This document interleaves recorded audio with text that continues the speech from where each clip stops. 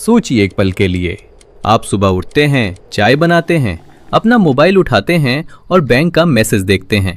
आपके खाते से रात को 47,000 रुपए निकल चुके हैं। आपने कोई ट्रांजैक्शन नहीं किया, आपने कोई OTP किसी को नहीं दिया, आपने कोई लिंक नहीं खोला, फिर भी पैसे गए। जिंदगी भर की मेहनत एक झटके में। अब सोचिए कि यही काम एक साथ हजारों लोगों के साथ हो रहा है, रोज, हर दिन, हर राज्य में, हर शहर में, हर गली में। और ये सब हो रहा है झारखंड के एक ऐसे छोटे से जिले से जहां बिजली भी ठीक से नहीं आती थी। जामताड़ा, ये नाम आज भारत के साइबर क्राइम के इतिहास में इस तरह दर्ज हो चुका है जैसे किसी काले अक्षर से लिखा गया हो। एक ऐसा जिला जिसने पूरे देश को सिखाया कि अपराध के लिए न बड़े शहर चाहिए, न बड़ी पढ़ाई, न बड़े हथियार, बस चाहिए एक सस्ता मोबाइल फोन, एक झूठी आवाज और एक भरोसेमंद झूठ। लेकिन ये कहानी सिर्फ ठगी की कहानी नहीं है। ये कहानी है उन लोगों की जिन्होंने अपना सब कुछ खो दिया, उस बुजुर्ग की जिसने अपनी बेटी की शादी के लिए साल दर साल पैसे जोड़े थे, उस किसान की जिसने फसल बेचकर जो पैसे बचाए थे वो एक फोन कॉल में उड़ गए, उस नौजवान की जिसने पहली तनख्वाह मिलने पर अपनी माँ के लिए जो पैसे रखे थे वो रात होते होते गायब हो गए। और ये कहानी है उन लड़कों की भी जिन्होंने गरीबी से लड़ने के लिए एक ऐसा रास्ता चुना जिसने उन्हें देश के सबसे खतरनाक अपराधियों की लिस्ट में ला खड़ा किया।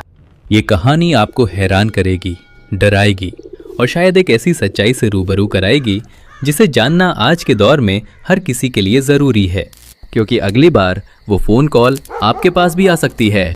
कहानी की शुरुआत होती है राजस्थान के एक छोटे से शहर अजमेर से। यहाँ रहते थे 58 साल के राम प्रसाद शर्मा, एक साधारण इंसान, एक मेहनती इंसान, एक ऐसा इंसान जिसकी पूरी जिंदगी बस दो चीजों के इर्द गिर्द घूमती थी, अपना परिवार और अपनी नौकरी। राम प्रसाद जी राजस्थान के एक सरकारी स्कूल में क्लर्क थे। 30 साल से ज्यादा की नौकरी, हर सुबह 7 बजे उठना, नाश्ता करना, साइकिल उठाना और दफ्तर पहुंचना, वही रूटीन, वही जिंदगी।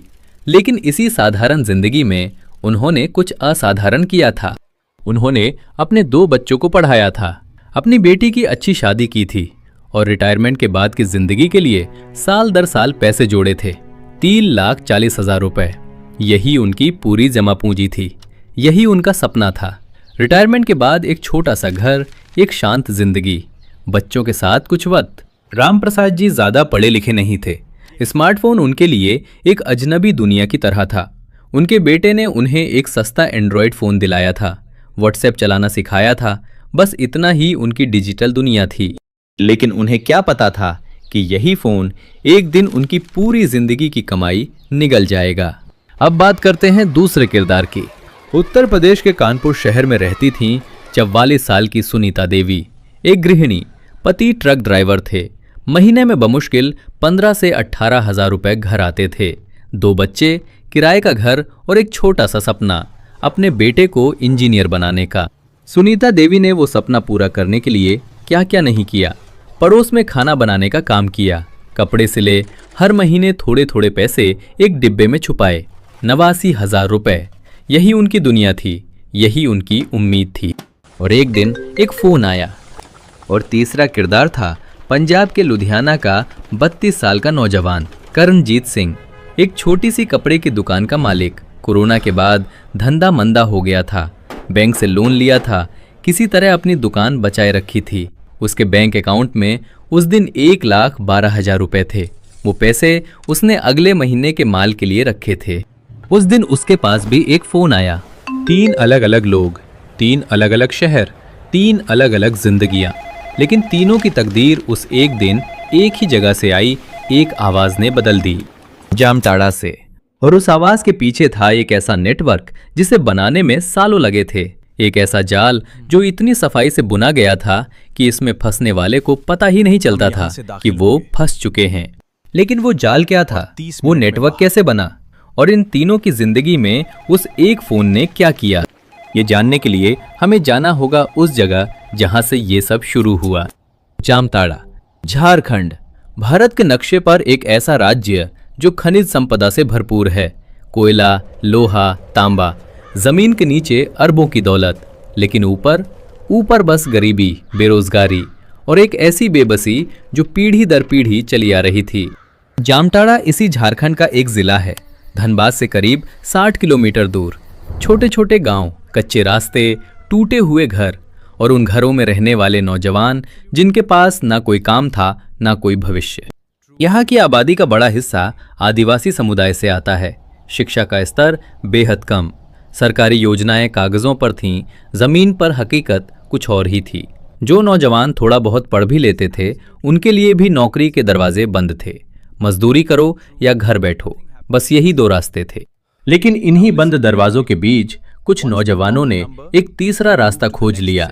साल 2010 के आसपास जामताड़ा के कुछ गांवों में एक अजीब सी बात होने लगी। कुछ घरों में अचानक नए मोबाइल फोन दिखने लगे। जो लड़के कल तक खेतों में काम करते थे वो अब घर के अंधेरे कमरों में बैठकर फोन पर घंटों बात करते थे। उनके हाथों में नई बाइकें आ गईं, घरों में रंग रोगन होने लगा।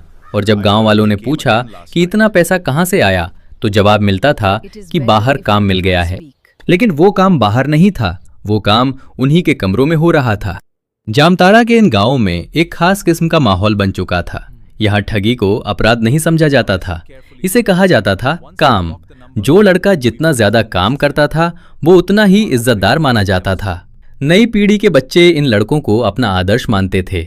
गांव की गलियों में खुलेआम बात होती थी कि आज किसने कितना माल उड़ाया, किसने किस राज्य के किस शहर के किस इंसान को निशाना बनाया और किसने कितने रुपए कमाए। ये कोई छुपा हुआ अंडरवर्ल्ड नहीं था, ये एक खुला हुआ कारोबार था। एक ऐसा कारोबार जो धीरे धीरे जामताड़ा की पहचान बन गया था। पुलिस को भनक थी लेकिन पकड़ना मुश्किल था, क्योंकि इन लड़कों ने जो जाल बुना था वो इतना महीन था, इतना चालाक था कि उसे तोड़ने के लिए सालों लग जाते और तब तक हजारों लोगों की जिंदगियां तबाह हो चुकी थीं। अब समझते हैं उस जाल को, उस पूरे सिस्टम को जो जामताड़ा के इन नौजवानों ने बनाया था। ये कोई अचानक नहीं हुआ था, ये एक सोची समझी धीरे धीरे बनाई गई मशीन थी और इस मशीन का हर पुर्जा बेहद सटीक तरीके से काम करता था। शुरुआत हुई थी एक बेहद सरल आइडिया से। बैंक के नाम पर फोन करो, खुद को बैंक अधिकारी बताओ और लोगों से उनका ओटीपी, एटीएम नंबर या बैंक डिटेल्स मांगो, बस इतना। लेकिन ये बस इतना आसान नहीं था जितना सुनने में लगता है।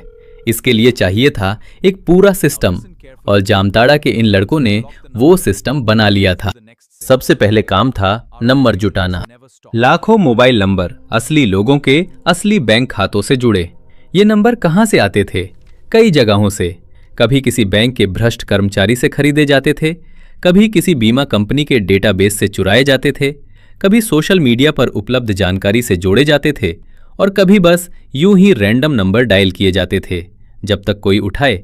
नंबर मिल जाने के बाद शुरू होती थी असली तैयारी। जामताड़ा के इन लड़कों ने आपस में काम बांट रखा था, एक तरह का अदृश्य विभाजन।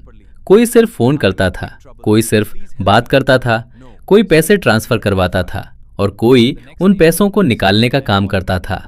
जो लड़का फोन करता था उसे सिखाया जाता था कि कैसे बोलना है, कैसी आवाज रखनी है, कौन से शब्द इस्तेमाल करने हैं, कैसे घबराहट पैदा करनी है और सबसे जरूरी कैसे भरोसा जीतना है।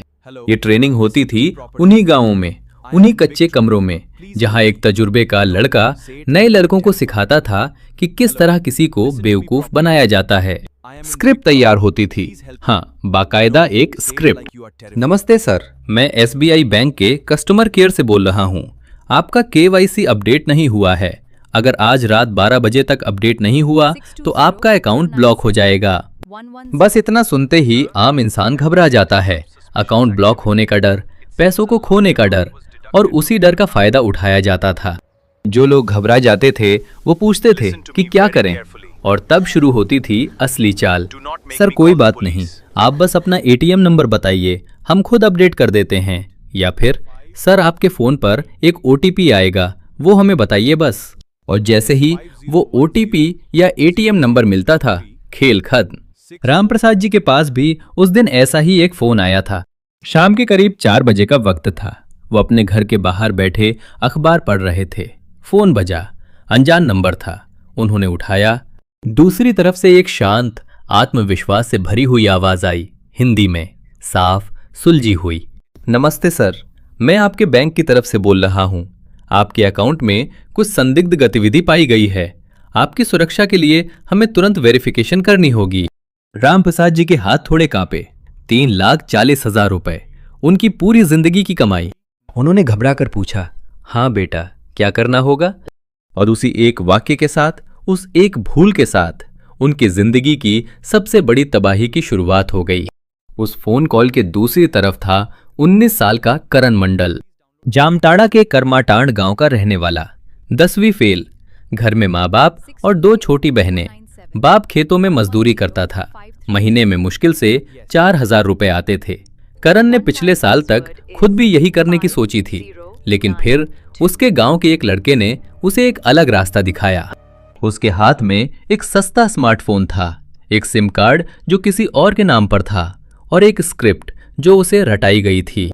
करण का काम था सिर्फ बोलना, शांत रहना और घबराए हुए इंसान को और ज्यादा घबराना। रामप्रसाद जी के हाँ बेटा कहते ही करण की आवाज में एक अजीब सी गर्मजोशी आ गई। सर आप बिल्कुल चिंता मत कीजिए, हम हैं ना, बस थोड़ी सी जानकारी चाहिए और आपका अकाउंट पूरी तरह सुरक्षित हो जाएगा। रामप्रसाद जी ने राहत की सांस ली। उन्हें लगा कि बैंक वाले खुद उनकी मदद करने के लिए फोन कर रहे हैं।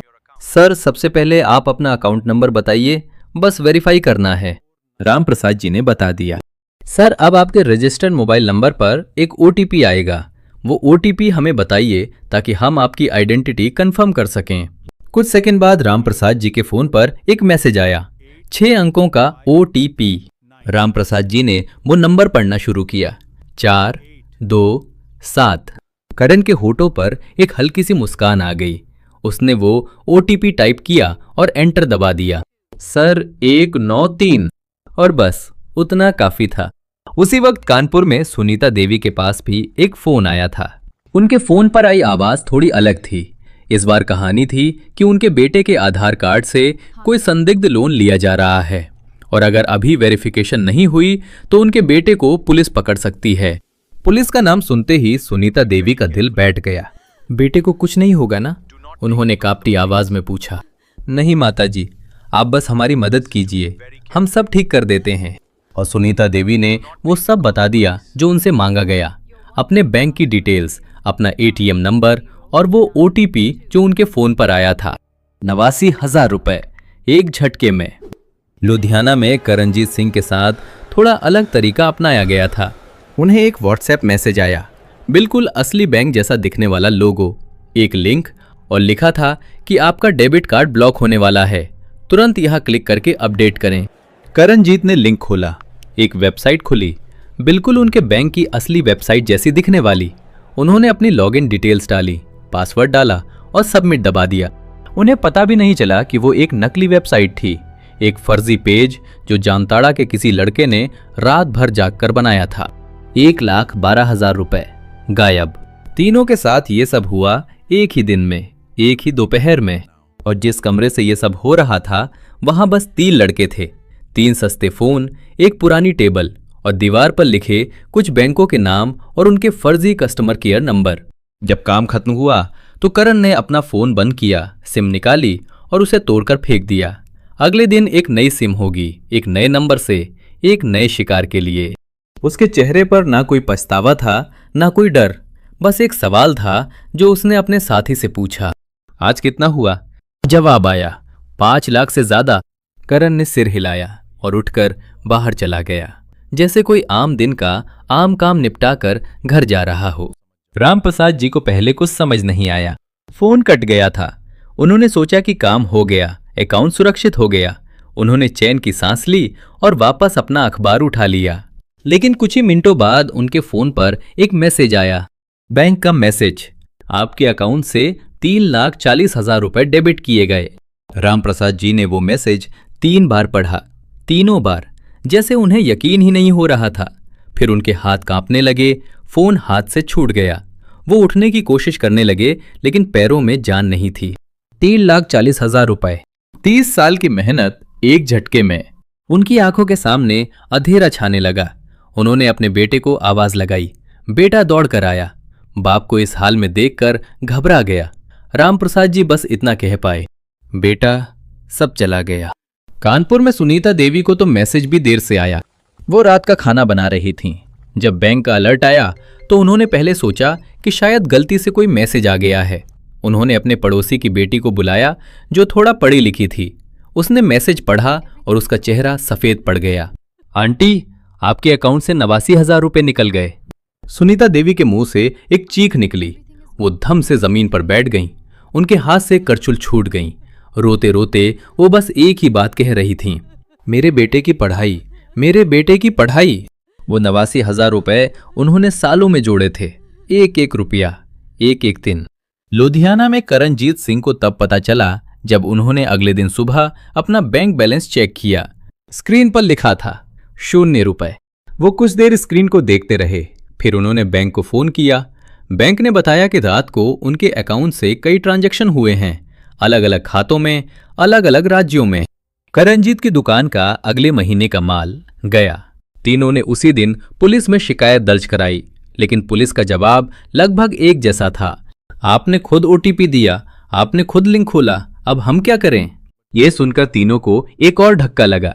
पहले ठगों ने लूटा, फिर सिस्टम ने निराश किया। लेकिन इस बार एक फर्क था।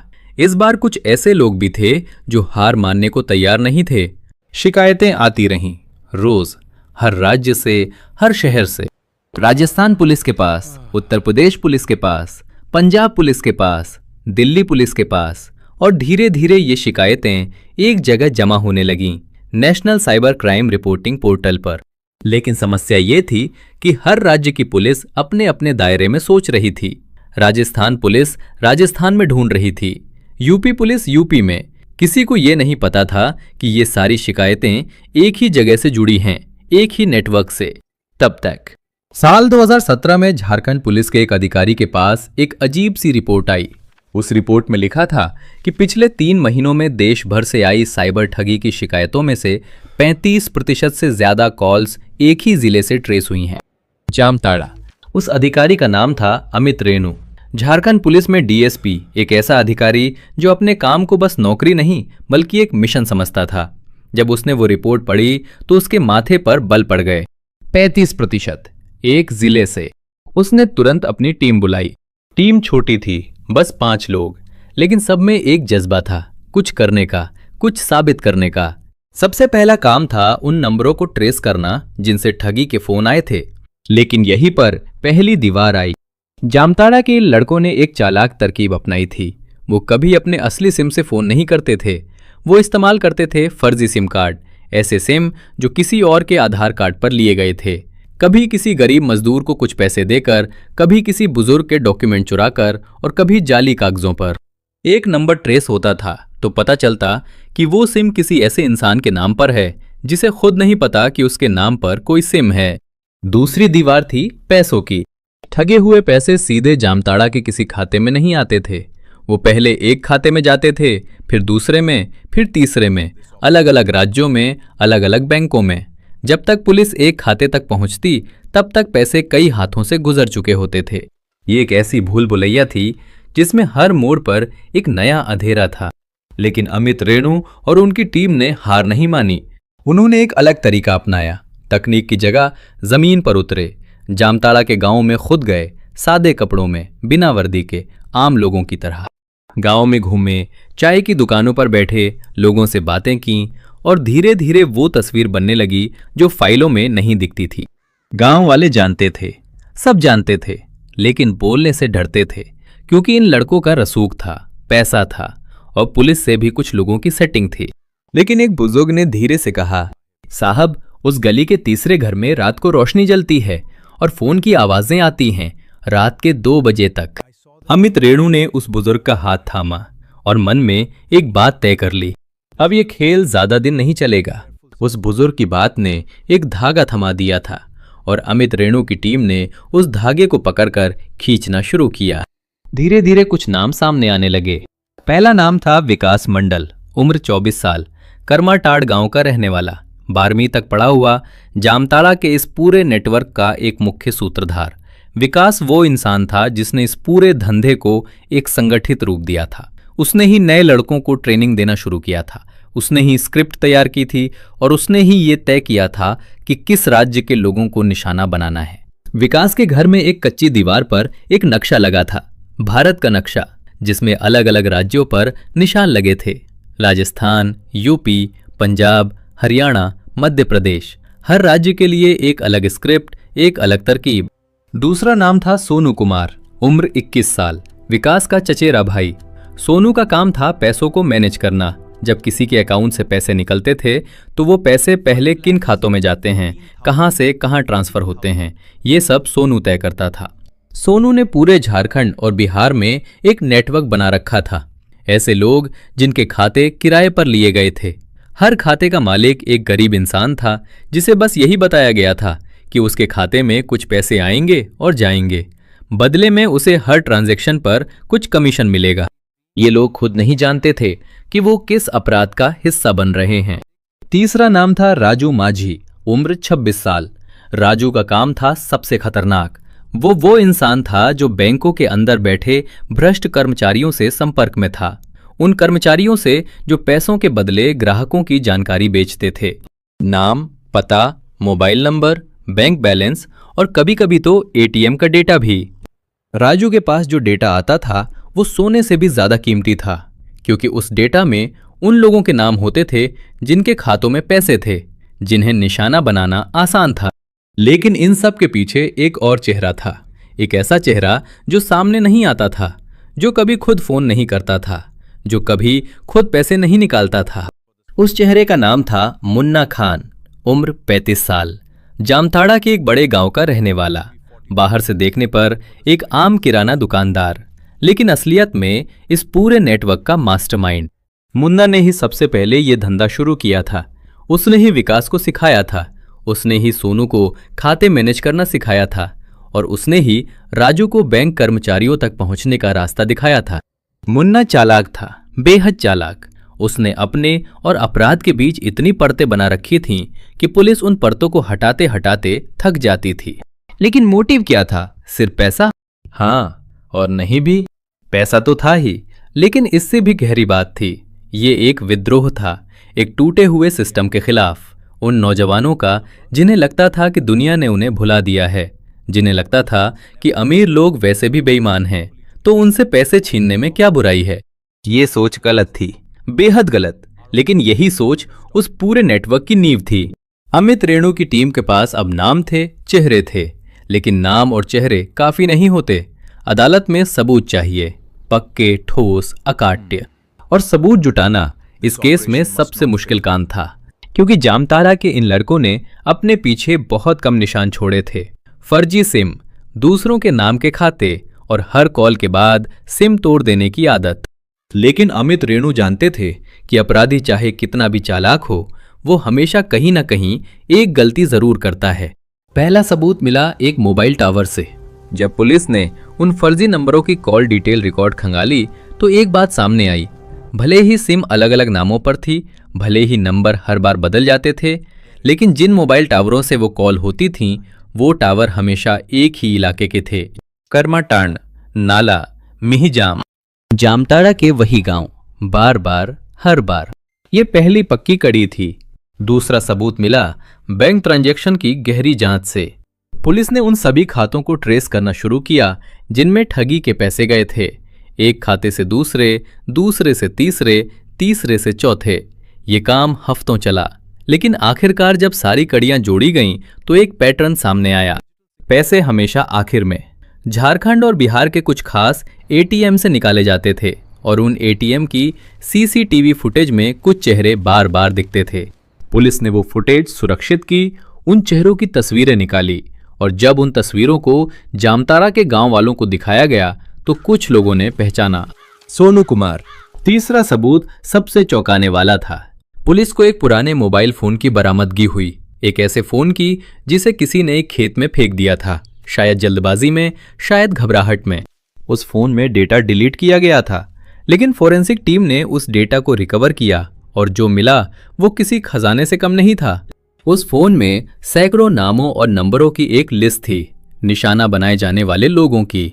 साथ ही कुछ ऑडियो रिकॉर्डिंग थी ठगी के दौरान की गई कॉल्स की, जिनमें साफ सुनाई दे रहा था कि कैसे लोगों को बेवकूफ बनाया जा रहा था। और सबसे अहम, उस फोन में एक कांटेक्ट था जिसका नाम सेब था, मुन्ना भाई। चौथा सबूत आया एक गवाह से। जामताड़ा के एक गांव में एक लड़का था 17 साल का, जिसे इस नेटवर्क में शामिल होने के लिए कहा गया था, लेकिन उसने मना कर दिया था। उसकी मां ने उसे रोका था। उस लड़के ने पुलिस को बताया कि उसने कई बार विकास मंडल को रात को उस कमरे में जाते देखा था। उसने बताया कि उस कमरे में कितने लोग थे, कैसे काम होता था और सबसे जरूरी, मुन्ना खां का उस पूरे धंधे से क्या रिश्ता था। ये गवाही एक हथियार थी, लेकिन एक खतरनाक हथियार, क्योंकि अगर इस लड़के की पहचान सामने आ जाती तो उसकी जान खतरे में पड़ सकती थी।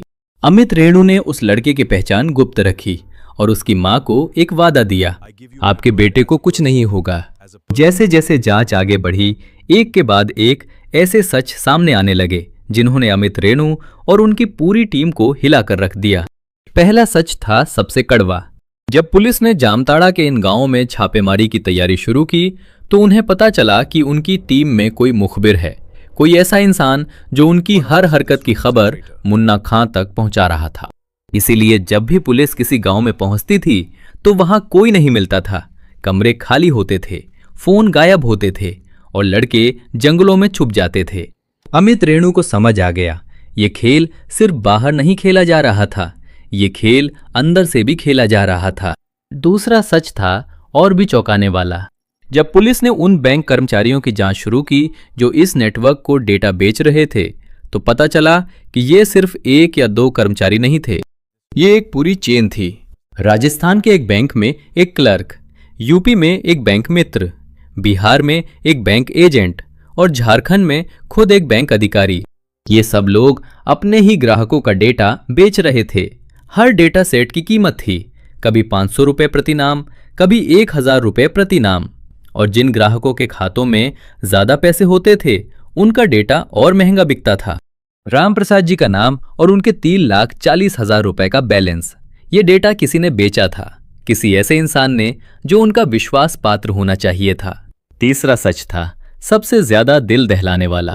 जांच के दौरान पुलिस को पता चला कि जामताड़ा का यह नेटवर्क अब सिर्फ जामताड़ा तक सीमित नहीं रहा था, ये फैल चुका था नूह, मेवात, भरतपुर, जयपुर के बाहरी इलाके और यहां तक कि दिल्ली के कुछ इलाकों में भी। जामताड़ा के लड़कों ने अपना मॉडल दूसरे राज्यों को एक्सपोर्ट कर दिया था, जैसे कोई फ्रेंचाइजी हो। एक जगह से शुरू होकर पूरे देश में फैल गई। हर नई जगह पर नए लड़के, नए तरीके, नई स्क्रिप्ट, लेकिन मूल आइडिया वही, जामताड़ा वाला। चौथा सच था राजनीतिक। जब पुलिस ने मुन्ना खान की संपत्ति की जांच शुरू की तो पता चला कि उसके पास कई एकड़ जमीन थी, 2 पक्के मकान थे और एक गाड़ी थी जो किसी सरकारी अधिकारी के नाम पर रजिस्टर्ड थी। जांच और गहरी हुई तो पता चला कि मुन्ना खान के कुछ स्थानीय नेताओं से गहरे संबंध थे। वो नेता जो चुनाव के वक्त जामताड़ा में पैसे बांटते थे, और वो पैसे कहां से आते थे, ये सवाल अब एक नई दिशा में जा रहा था। अमित रेणु को समझ आया कि यह मामला जितना दिख रहा है उससे कहीं ज्यादा गहरा है।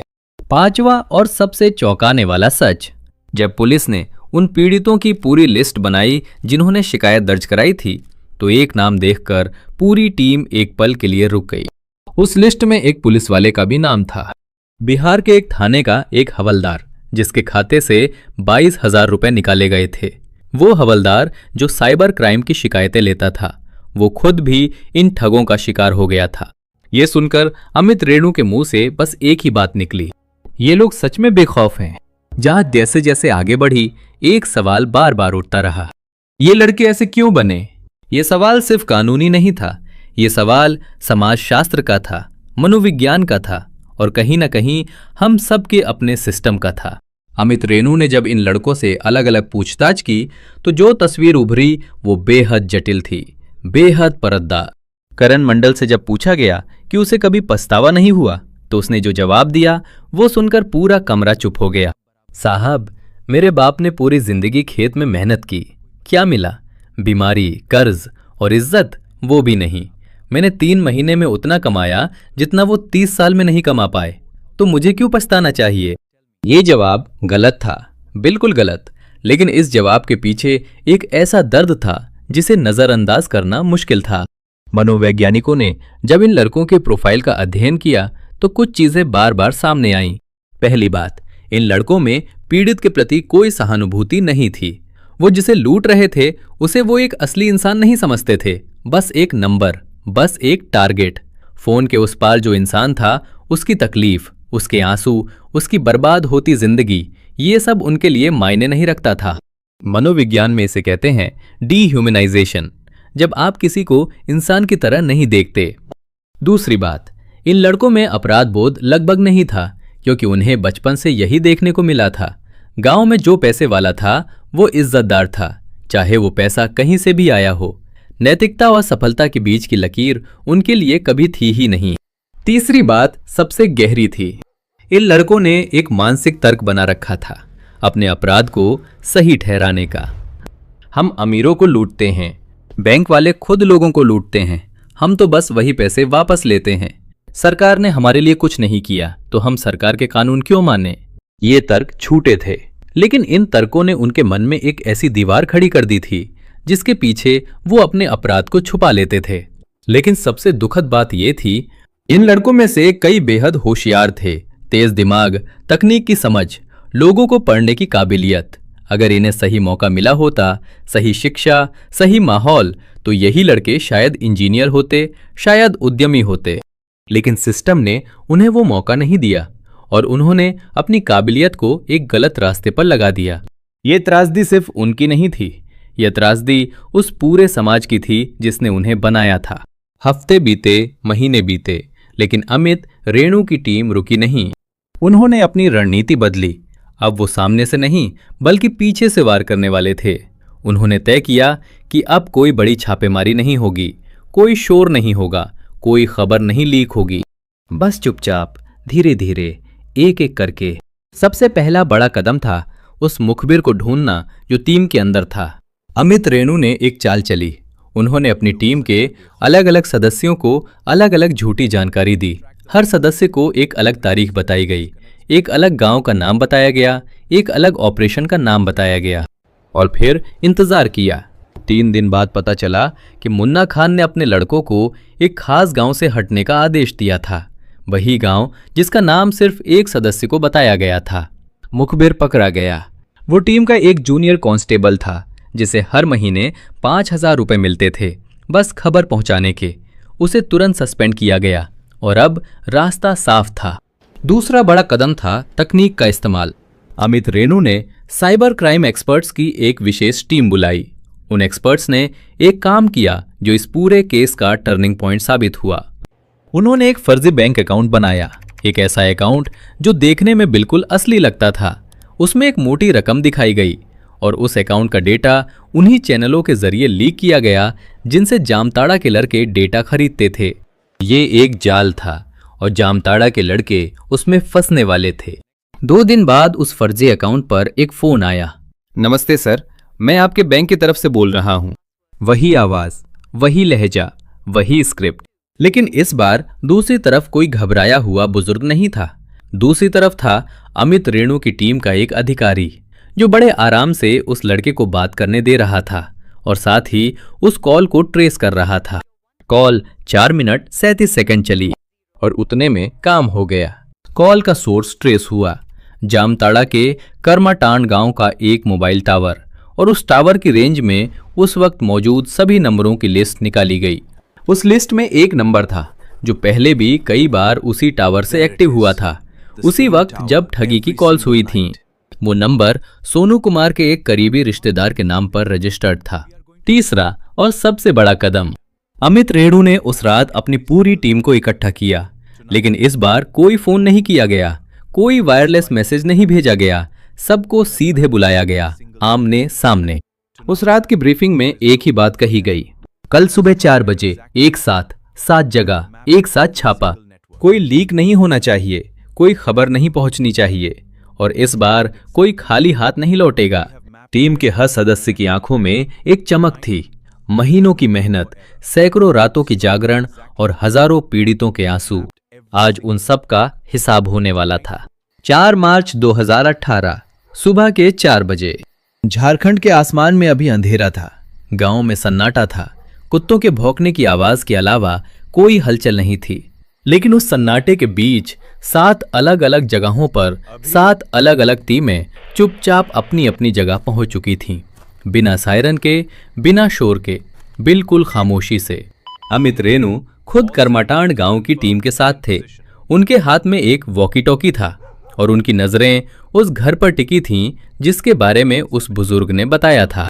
रात को रोशनी जलती है और फोन की आवाजें आती हैं। आज उस घर की रोशनी बुझने वाली थी। ठीक 4:15 पर अमित रेणु ने वॉकी टॉकी पर एक शब्द कहा, अभी, और एक साथ सातों जगह दरवाजे टूटे। करमाटांड के उस कमरे में जब पुलिस घुसी तो वहां का नजारा देखकर सब कुछ साफ हो गया। एक छोटा सा कमरा, 3 खाटें, हर खाट पर एक लड़का सोया हुआ था। टेबल पर 5 मोबाइल फोन, एक पुरानी डायरी और एक कागज जिस पर अलग अलग बैंकों के फर्जी कस्टमर केयर नंबर लिखे थे। करण मंडल नींद में था। जब पुलिस ने उसे उठाया तो पहले उसने सोचा कि वो सपना देख रहा है, लेकिन जब हथकड़ी की ठंडी धातु उसकी कलाइयों से लगी तो उसकी आंखें खुल गईं। उसी वक्त दूसरी टीम ने सोनू कुमार के घर पर दस्तक दी। सोनू भागने की कोशिश करने लगा पिछले दरवाजे से, लेकिन वहां पहले से एक टीम खड़ी थी। उसे पकड़ लिया गया।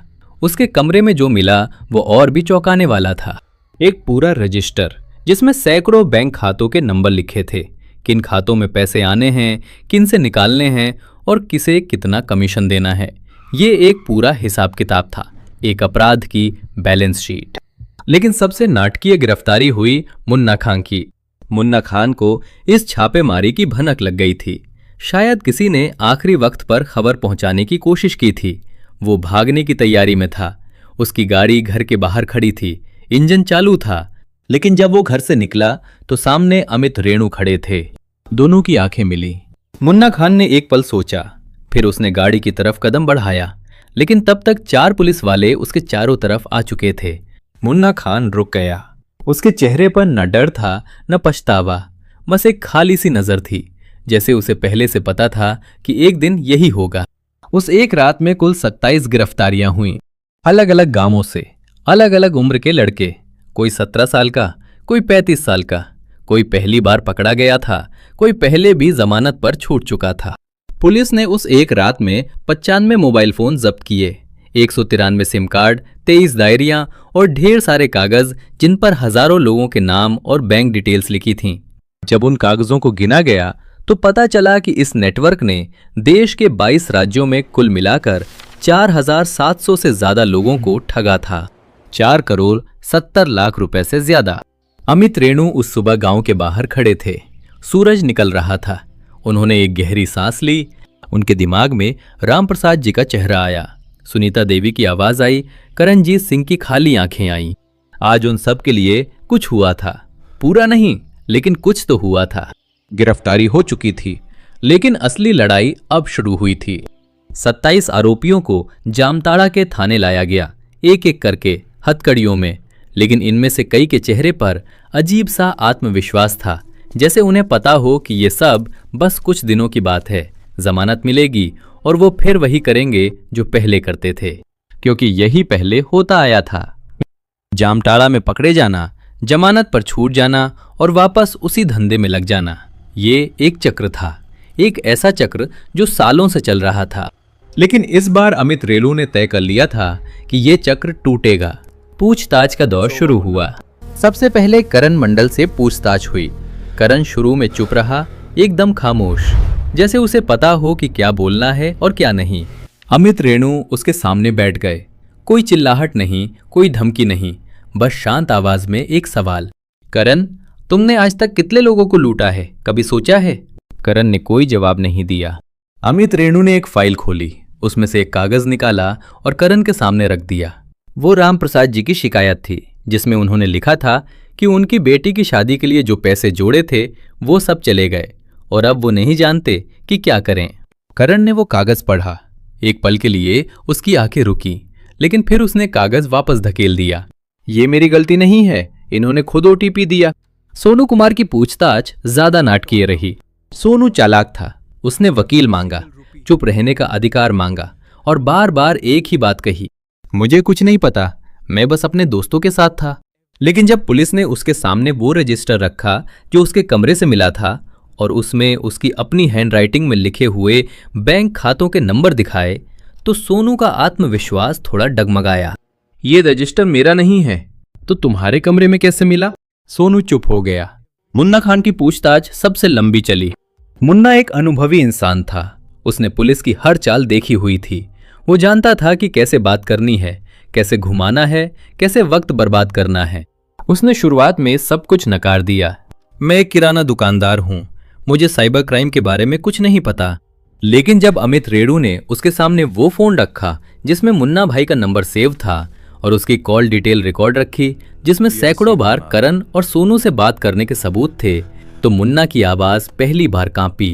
ये नंबर मेरा नहीं है मुन्ना जी, इस नंबर से आपके घर के पास वाले टावर से कॉल हुई है, रोज महीनों तक। मुन्ना खान ने एक लंबी सांस ली और खिड़की के बाहर देखने लगा। वो जानता था कि अब बचने का रास्ता नहीं था। उस दिन शाम तक सभी 27 आरोपियों को औपचारिक रूप से गिरफ्तार कर लिया गया। उन पर आईटी एक्ट की धारा 66C और 66D के तहत, भारतीय दंड संहिता की धारा 420 यानी धोखाधड़ी के तहत और कई अन्य धाराओं के तहत मामला दर्ज किया गया। जामताड़ा के इतिहास में यह सबसे बड़ी एक साथ हुई गिरफ्तारी थी और पूरे देश की नजरें अब उस छोटे से जिले पर टिकी थीं। गिरफ्तारी के बाद शुरू हुआ अदालत का लंबा सफर, और यह सफर उतना आसान नहीं था जितना लगता था। जामताड़ा के इन आरोपियों के पास पैसा था और पैसे से आते हैं अच्छे वकील, ऐसे वकील जो हर कानूनी पेच को जानते हैं, हर खामी को जानते हैं और हर तारीख को खींचना जानते हैं।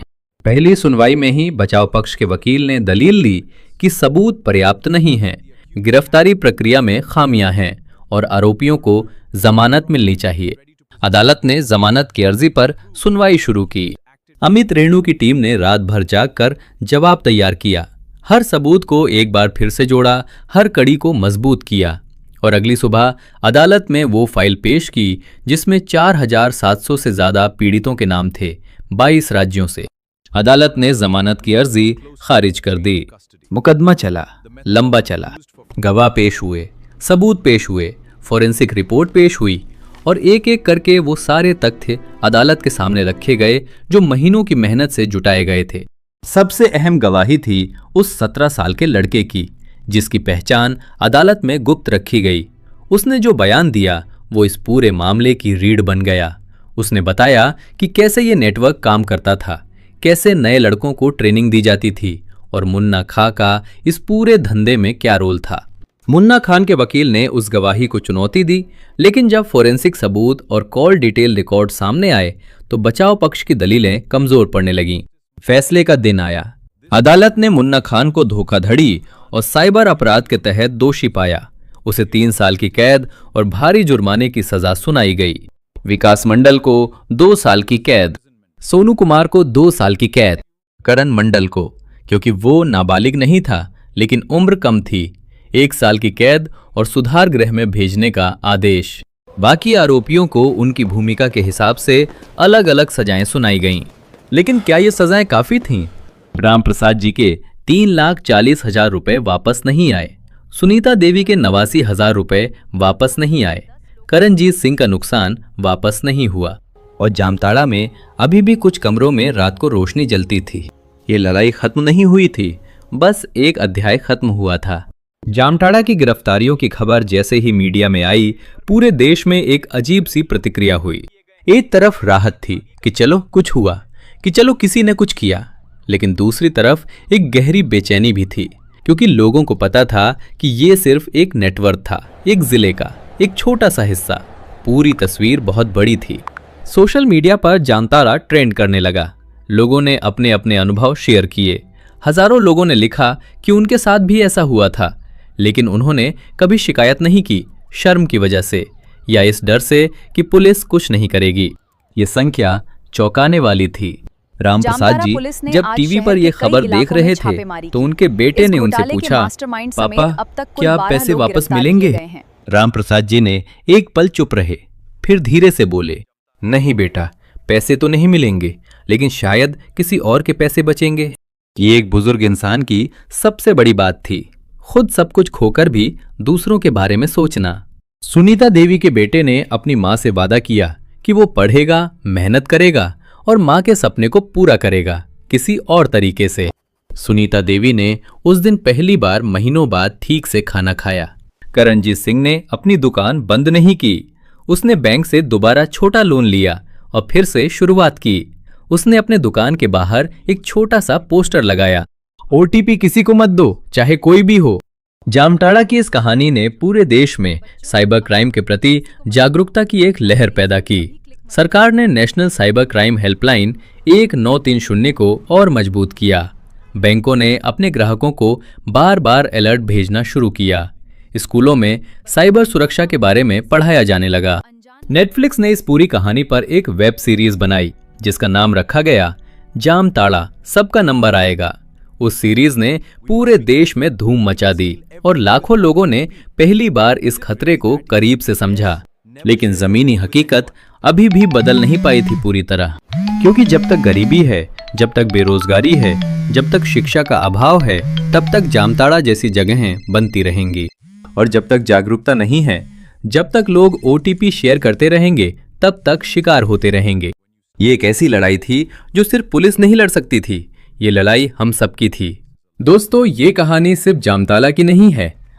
ये कहानी उस हर इंसान की है जो रोज मेहनत करता है, जो अपने परिवार के लिए जीता है, जो एक एक रुपया जोड़कर अपना सपना बनाता है और जो एक पल की गलती में वो सब खो देता है जो उसने सालों में बनाया था। जामताड़ा ने हमें एक कड़वा सबक सिखाया है। डिजिटल दुनिया में भरोसा सबसे कीमती चीज है और यही भरोसा सबसे बड़ा हथियार भी बन सकता है उन लोगों के हाथ में जो इसका गलत फायदा उठाना चाहते हैं। याद रखिए, कोई भी असली बैंक अधिकारी कभी भी फोन पर आपका ओटीपी नहीं मांगता। कोई भी सरकारी अधिकारी कभी भी फोन पर आपकी बैंक डिटेल्स नहीं मांगता। और कोई भी अनजान लिंक पर क्लिक करने से पहले एक बार रुकिए, एक बार सोचिए, क्योंकि वो एक पल की सावधानी आपकी पूरी जिंदगी की कमाई बचा सकती है। राम प्रसाद जी के पैसे वापस नहीं आए, सुनीता देवी के आंसू वापस नहीं जा सकते, करणजीत सिंह का वो नुकसान भरा नहीं जा सकता। लेकिन अगर ये कहानी सुनकर आप एक बार भी ज्यादा सतर्क हो जाएं, तो शायद उन सब की तकलीफ किसी काम आ जाए। अगर इस कहानी ने आपको अंदर तक झंझोर दिया है, तो इसे ज्यादा से ज्यादा लोगों तक शेयर करें, क्योंकि जागरूकता ही सबसे बड़ा हथियार है। और ऐसी ही दिल दहला देने वाली सच्ची कहानियों के लिए हमारे चैनल को अभी सब्सक्राइब करें और बेल आइकन दबाना बिल्कुल ना भूलें।